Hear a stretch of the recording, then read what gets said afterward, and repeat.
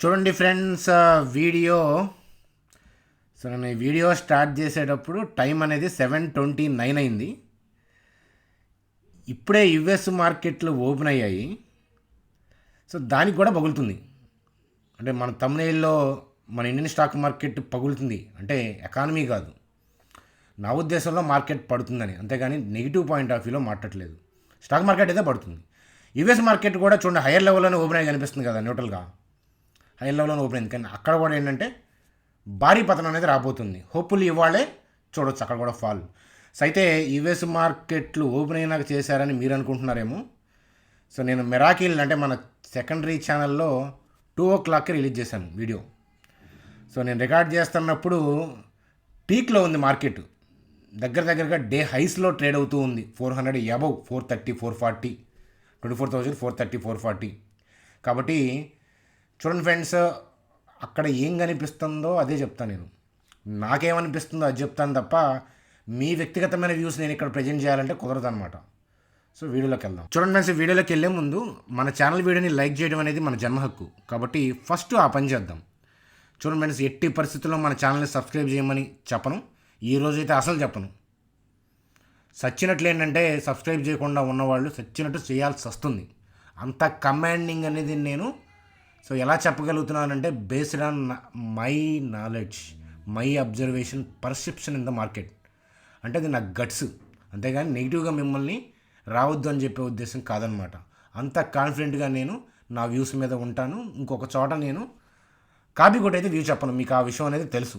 హిట్టా ఫట్టా అనేది నేను నా వ్యక్తిగతమైన వ్యూ తీసుకుంటాను. సేమ్ థింగ్ ఏదన్నా పోతే ఒప్పుకుంటాను, అదనమాట. చూడండి ఫ్రెండ్స్, ఇప్పుడే సిపిఐ డేటా వచ్చింది. పర్సంటేజ్ చూస్తే ఆర్బీఐ టార్గెట్ ఏదైతే ఉందో సిపిఐ నెంబర్స్కి సంబంధించి దానికన్నా తక్కువ 5 years లో సిపిఐ డేటా. మరి గుడ్ న్యూస్ కదా, కానీ మార్కెట్ మాత్రం పడుతుంది, అందులో డౌట్ లేదు. ఎలా ఏంటి అనేది నేను చెప్తాను. అలాగే హెచ్డిఎఫ్సి బ్యాంకుకి రేపు ఇంపార్టెంట్ న్యూస్ అప్డేట్ ఉంది, అందువల్ల మరొకసారి హెచ్డిఎఫ్సి బ్యాంక్ గురించి చెప్తాను. ఎందుకంటే గ్లోబల్ ఇండెక్స్లోనే చేంజెస్ రాబోతున్నాయి, ఆ అప్డేట్ చెప్తాను. సన్ టీవీ పడిపోయింది అని దాని గురించి అడిగారు, అది చెప్తాను. నాట్కో ఫార్మా యొక్క రిజల్ట్స్ డిస్కస్ చేద్దాం. ఐఆర్ఎఫ్సి యొక్క రిజల్ట్స్ డిస్కస్ చేద్దాం, పడింది. అదానీ పోర్ట్స్, అదానీ గ్రూప్ స్టాక్స్లో కూడా ఫాల్ డౌన్ అనేది కనిపిస్తూ ఉంది నాకు. కాబట్టి ఇత్యాది విషయాలతో సింపుల్గా కూల్గా వీడియోని క్లోజ్ చేసి నిద్రపోదాం. చూడండి ఫ్రెండ్స్, యుఎస్ మార్కెట్కి సంబంధించి చార్ట్ చూద్దాం ఫస్ట్. మీకు చూడండి, ఇక్కడ చూస్తే ఏంటంటే 0.10% కూల్గానే కనిపిస్తుంది. ఇన్ఫ్యాక్ట్ ఓపెన్ అయినప్పుడు అయితే కనుక గ్రీన్లో ఉంది. కానీ మీరు క్యాండిల్ యొక్క అబ్జర్వేషన్ చూడండి, they are driving market towards down. అయితే యుఎస్ మార్కెట్లో రెడ్ వెళ్తున్నాయి కాబట్టి దాన్ని బేస్ చేసుకొని ఇండియన్ స్టాక్ మార్కెట్ గురించి నేను వ్యూ చెప్పట్లేదు, ఆఫ్టర్నూనే చేశా కదా వీడియో. అయితే ఇండివిజువల్గా మన చార్ట్లో ఏంటంటే హెవీ సెల్ ఆఫ్ అయితే జరిగింది ఈరోజు. లాస్ట్ అర్థమవుతుందా, మనం వీడియో చేసేటప్పుడు మార్కెట్ హైలో ఉంది, కానీ అప్పుడు కూడా సెల్లింగే జరుగుతుంది. I'm able to see that one only. అర్థమవుతుందా, అదనమాట కదా. కాబట్టి యుఎస్ మార్కెట్లు డిప్ అవుతున్నాయి, కానీ ఇది బాగా డిప్ అయ్యి మళ్ళీ గ్యాప్ డౌన్ అయిందనుకోండి రేపు పొద్దునే మన ఇండియన్ స్టాక్ మార్కెట్, అదొక తలనొప్పి. ఇండియన్ స్టాక్ మార్కెట్తో వచ్చే ఇబ్బంది ఏంటంటే యుఎస్ మార్కెట్కి కూడా మనం రియాక్ట్ అవుతాం, కానీ మన మార్కెట్కి వాళ్ళు రియాక్ట్ అవ్వరు. మన ఇండియన్ స్టాక్ మార్కెట్ పడింది అనుకోండి, యుఎస్ మార్కెట్లో చూస్తూ ఉంటారు అంతే, దాన్ని రియాక్ట్ అవ్వదు. కానీ మనం ఆలయ చూసుకోవాలి, ఏషియన్ మార్కెట్ చూసుకోవాలి, గిఫ్ట్ నిఫ్టీ చూసుకోవాలి, అన్నీ చూసుకున్న తర్వాత కూడా మనం పద్ధతిగా వెళ్తామని గ్యారంటీ లేదు. అర్థమవుతుందా, మళ్ళీ మధ్యాహ్నం యూరోప్కి మళ్ళీ భయపడాలి. ప్రతి వాళ్ళకి మనం భయపడుతూనే ఉండాలి. ఎందుకనంటే మన కంట్రీకి సంబంధించి బ్యాడ్ కాదు, మన కంట్రీలో ఎక్కువ ఇన్వెస్టర్స్ ఎవరు ఉన్నారంటే యూఎస్కి సంబంధించిన వాళ్ళు, యూరోప్కి సంబంధించిన వాళ్ళు ఉన్నారు. అలాగేనంటే అవి ప్రపంచానికే పెద్దన కాబట్టి యుఎస్, చైనా కావచ్చు, యూరోప్ కావచ్చు, మనం ఇంకా గ్రో అవుతూ ఉన్నాం కాబట్టి వాళ్ళకి ఇంపార్టెన్స్ ఇస్తాం. వాళ్ళ మార్కెట్లు నెగిటివ్గా రియాక్ట్ అయినప్పుడు మన మార్కెట్లు రియాక్ట్ అయ్యే అవకాశం అయితే ఉంటుంది. కానీ మనం చార్ట్ని ఇండివిజువల్గా చూడాలి ఫస్ట్, దాని తర్వాత గ్లోబల్ మార్కెట్స్. చూడండి ఫ్రెండ్స్, నిఫ్టీ పాయింట్ ఆఫ్ వ్యూలో గ్యాప్ డౌన్ అని ఈ జోన్ ఎలా డ్రా చేయాలనేది మీకు ఆల్రెడీ చెప్పాను 2 వీడియోస్లో. మరలా చెప్తాను బిగినర్స్ కోసం, ఇవాళైతే కాదు, అర్థమవుతుందా. 24709 24469 ఇక్కడ ఎట్ ప్రెజెంట్ ఉన్న సెల్ ఆర్డర్స్ ఆ ఏరియాలో ఉన్నాయి కదా. మనకి కైండ్ ఆఫ్ మీకు ఆల్రెడీ చెప్తున్నాను కదా, ఆ జోన్లోకి పైకి వెళ్తున్నప్పుడు చూడండి ఈ హైని దాటింది సెల్ ఆఫ్, ఈ హైని దాటింది సెల్ ఆఫ్. అర్థమవుతుందా?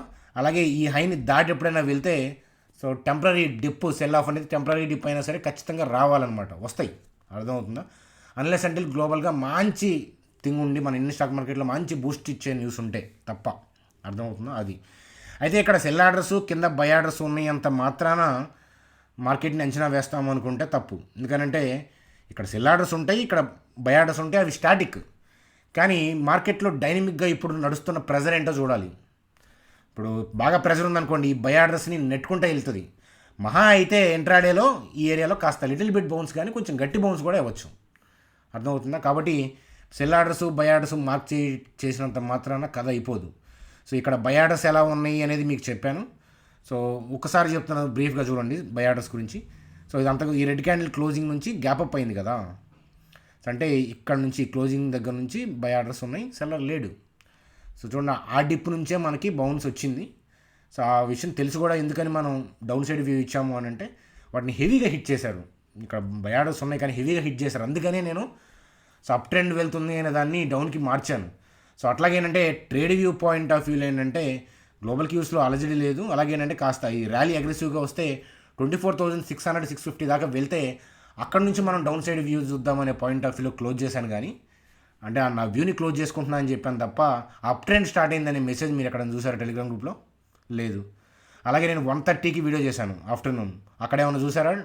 ఇది మార్కెట్ గ్రీన్ వెళ్తుంది గ్రీన్ అని చెప్పి. చూడండి ఫ్రెండ్స్, ఈవినింగ్ పాయింట్ ఆఫ్ వ్యూలో అయిపోయిన తర్వాత దానికి సంబంధించిన రివ్యూ చేసే ఛానల్ అయితే మనది కాదు, లైవ్. కాబట్టి మీకు అలా నచ్చే పాయింట్ ఆఫ్ వ్యూలో వెళ్తే ఇండియాలో పెద్ద పెద్ద ఇంగ్లీష్ హిందీ ఛానల్స్ ఉన్నాయి, మీరు వెళ్ళొచ్చు హాయిగా. ఏంటంటే పడితే ఫేవర్ చేసి చెప్తారు, పెరిగితే ఫేవర్గా చెప్తారు. మహా అయితే హిండన్బర్గ్ వల్ల అది ఏమీ చేయలేదని చెప్పి చెప్పొచ్చు. ఇవాళ పెద్ద పెద్ద ఇంగ్లీష్ ఛానల్స్లో నేను చూశాను, హిండన్బర్గ్ ఏమీ ఎఫెక్ట్ చేయలేదని. ఈవెన్ ఇంగ్లీష్ న్యూస్ ఛానల్స్ ఉంటాయి కదా మనం, సో వాటిలో కూడా ఈటీఎన్, సిఎన్ఎన్, వాటిలో కూడా ఏంటంటే ఏమీ చేయలేదనే పాయింట్ ఆఫ్ వ్యూలోనే వాళ్ళు చెప్తారు. ఎందుకంటే అదే కనిపిస్తుంది కాబట్టి మనం అదే బిలీవ్ చేస్తాం. అందరికీ కనిపించే డేటాతో సో అందరికీ బయ్యింగ్ కనిపిస్తున్నప్పుడు కూడా మనం సెల్లింగ్ చూడగలగాలి. సో అలాగే సో మరి రీసెంట్ మీరు చూసారు ఈ క్యాండిల్లో సెల్లింగ్ హెవీగా మీకు పడుతున్నా కూడా బయింగ్ జరుగుతుందనే పాయింట్ ఆఫ్ వ్యూ ఇచ్చాను. మరి మీరు నెక్స్ట్ డే చూశారు. అలాగే ఏంటంటే హోప్ఫుల్లీ మీరు రేపు చూస్తారు దాని కథ. అర్థమవుతుందా? యూఎస్ మార్కెట్లో భారీగా పడిపోవాలని నేను కోరుకోవట్లేదు. ఎందుకంటే భారీగా పడితే మళ్ళీ గ్యాప్ డౌన్ అయ్యి ఈ బై ఆర్డర్స్ని హిట్ చేస్తుంది, అదొక తలకాయ నొప్పి. మళ్ళీ అప్పు డౌన్ తలకాయ నొప్పి. అలా కాకుండా యూఎస్ మార్కెట్లో నార్మల్గా డీసెంట్గా పడి సరే వాళ్ళు ఎటన్నా సావని, మనకి నిన్నటి క్లోజింగ్ దగ్గర అంటే ఈరోజు క్లోజింగ్ దగ్గర రేపు కూడా మార్కెట్ ఓపెన్ అయింది అనుకోండి, మీకు కూడా క్లియర్గా అర్థమవుతుంది మార్కెట్ కిందకు పోతుందని. అర్థమవుతుందా? అదనమాట.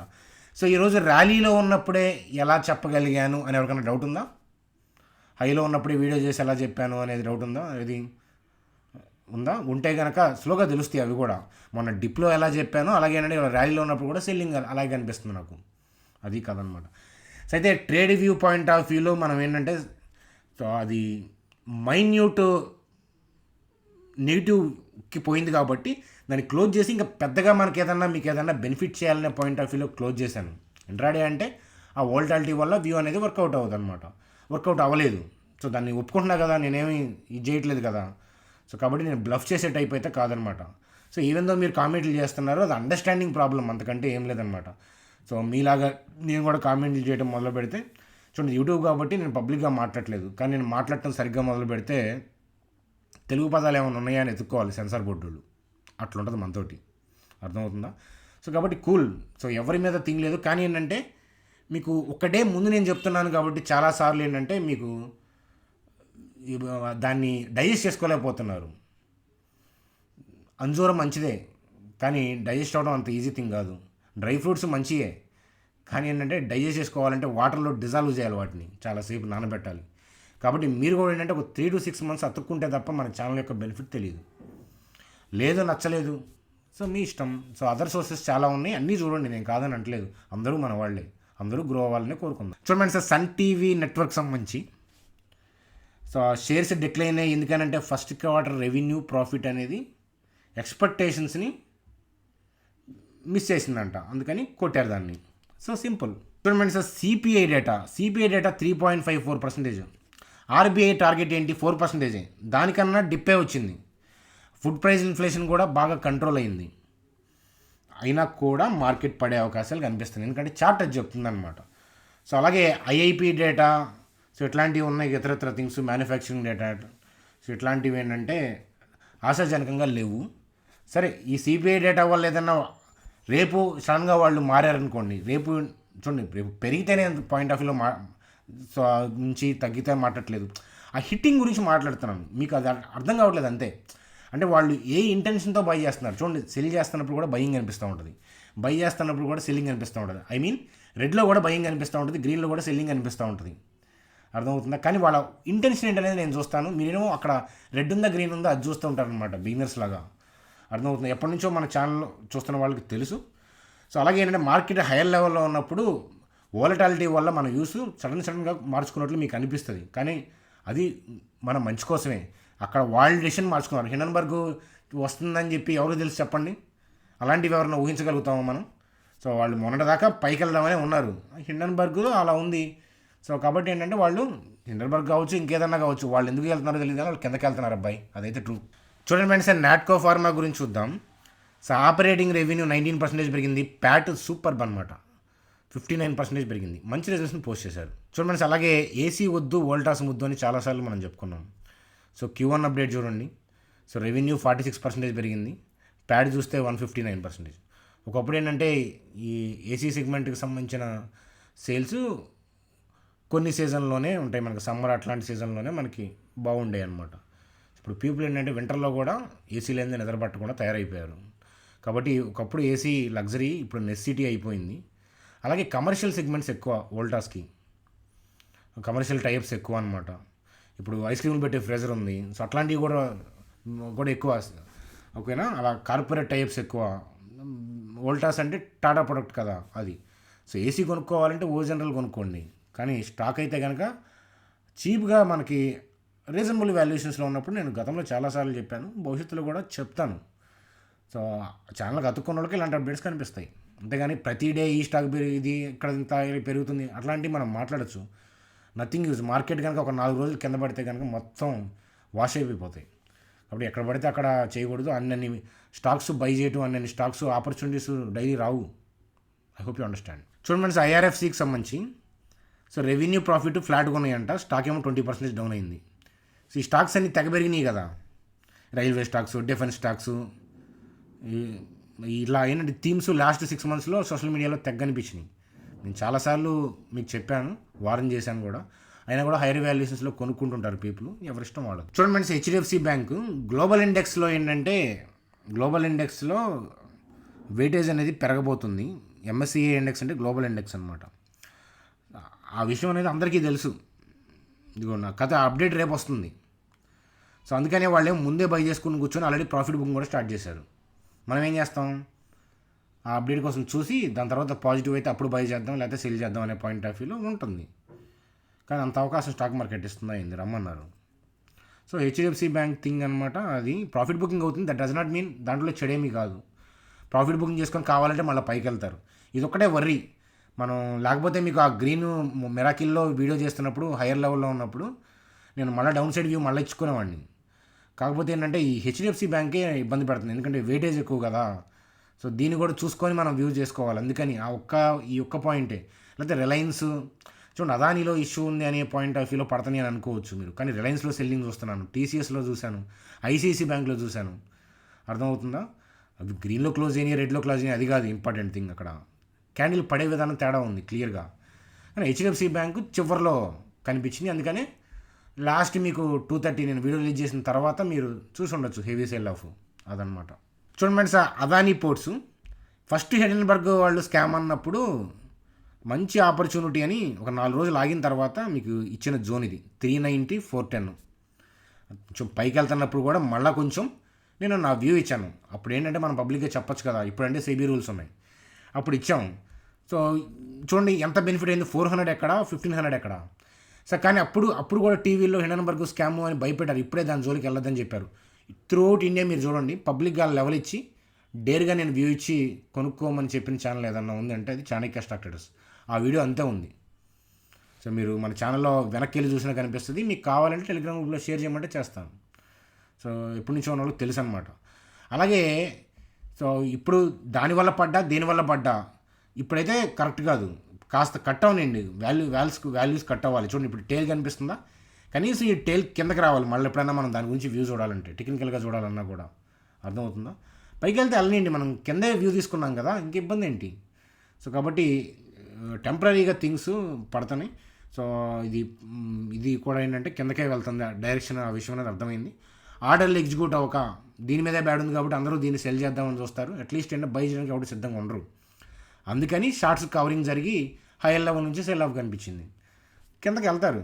సో ఆ విషయం అనేది అర్థమవుతుంది అదాని పోర్ట్స్లో కూడా, అదాని స్టాక్స్లో కూడా. చూడండి friends, bank Nifty point of వ్యూలో సో నేను రీసెంట్గా మీకు చెప్పిన క్లాస్ అర్థమైతే చూడండి, ఈ ప్రీవియస్ క్లోజింగ్ నుంచి రెడ్ క్యాండిల్ గ్యాప్ అప్ కదా, ఈ ఏరియాలోనే బై ఆర్డర్స్ ఉంటాయి. హైయెస్ట్ బై ఆర్డర్స్ ఉన్న ఏరియా ఏంటంటే ప్రీవియస్ క్లోజింగ్ ఏరియా. సో అది తగిలే మనకి మంచి ర్యాలీ అయింది. కాకపోతే పొద్దున పడిన ఇనిషియల్ మూమెంట్స్లో పడ్డ క్యాండిల్ ఏంటంటే, సో ఇంట్రాడేలో బౌన్స్ ఇస్తుంది, కానీ ఏంటంటే సో బౌన్స్ ఇచ్చినా ఇంట్రాడేలో దాన్ని ఈడ్చి కొడతారనే పాయింట్ ఆఫ్ వ్యూలో అనుకున్నాను. ఎందుకంటే హెవీ సెల్లింగ్ అనిపించింది నాకు ఇనీషియల్ మూమెంట్స్లోనే. ఫస్ట్ హాఫ్ అన్ అవర్లోనే అబ్జర్వ్ చేస్తే హెవీ సెల్లింగ్ అనిపించింది. ఆర్డర్లు దొరక్క వాళ్ళు కవర్ చేశారు. అంటే పెండింగ్ ఆర్డర్స్ అవి, ఫ్రెష్ ఆర్డర్స్ అయితే వాళ్ళు సెల్లే కొట్టారు. ఆ విషయం నాకు అర్థమైంది. మీకు అర్థమయ్యేటప్పటికి మేబీ రేపు నెక్స్ట్ ట్రేడింగ్ సెషన్స్లో అర్థమైపోతుందని అనుకుంటున్నాను. సో కాకపోతే మళ్ళీ డిప్ అయినప్పుడు జాగ్రత్త. ఈ జోన్లో మళ్ళీ ఏంటంటే ఇంట్రాడేలో బౌన్స్ అవ్వచ్చు. సో అదనమాట. కాబట్టి డౌన్ సైడ్కి వెళ్తుంది ఓవరాల్గా. మనం ఇంకొకసారి కన్ఫర్మేషన్ చేసుకొని ఎక్కడ మనం సెల్ పాయింట్ ఆఫ్ వ్యూలో లెర్నింగ్ వ్యూ తీసుకుంటే బాగుంటుంది అనేది నేను టెలిగ్రామ్ గ్రూప్లో పోస్ట్ చేస్తాను. ఒప్పుకుంటున్నాను, నేను ఇచ్చిన షార్ట్ వ్యూస్ వర్కౌట్ అవ్వలేదు. అదనమాట. రీసెంట్ థింగ్స్ మీకు ఎంత వోల్టాలిటీ ఉందో చూసాము. ఇవాళ అయి ఉండొచ్చు, కానీ ఇవాళ కూడా మనం ఏంటంటే ప్రీవియస్ దాన్ని మనం 100 పాయింట్స్ లెర్నింగ్ వ్యూ తీసుకోగలిగాం, మంచి గెయిన్ అనేది చూడగలిగాము. ఆ విషయం మీకు తెలుసు కదా. అది ఐ హోప్ యూ అండర్స్టాండ్. అదనమాట కదా. చూడండి ఫ్రెండ్స్, నా థాట్స్ నావి, నా ఇండివిజువాలిటీ అనమాట. మీకోసం నా థాట్ అయితే చేంజ్ చేయదు. అక్కడ ఏం కనిపిస్తుంది అనేది అదే హానెస్ట్గా చెప్తున్నారా లేదా నేను చూసుకుంటాను.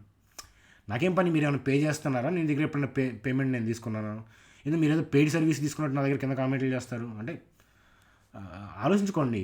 నేనేం చేయట్లేదు కదా. పోనీ మీకు ఎక్కడ దొరుకుతున్నాయా ఇండియా మొత్తంలో రన్నింగ్లో అప్డేట్ చెప్తున్నారా, లేదా సాయంత్రం పూట 5కి 6కి 7కి 8కి అప్డేట్లు దొరుకుతున్నాయా? ఆ విషయం ఆలోచించండి, మీకు తెలుస్తుంది ఏది పట్టుకొని ఉండాలి అనే విషయం మీకు తెలుస్తుంది. సో బాయ్ ఫ్రెండ్స్, మీ అభిప్రాయాలు వీడియో మీద కామెంట్ సెక్షన్లో తెలియజేస్తారని ఆశిస్తూ గుడ్ నైట్.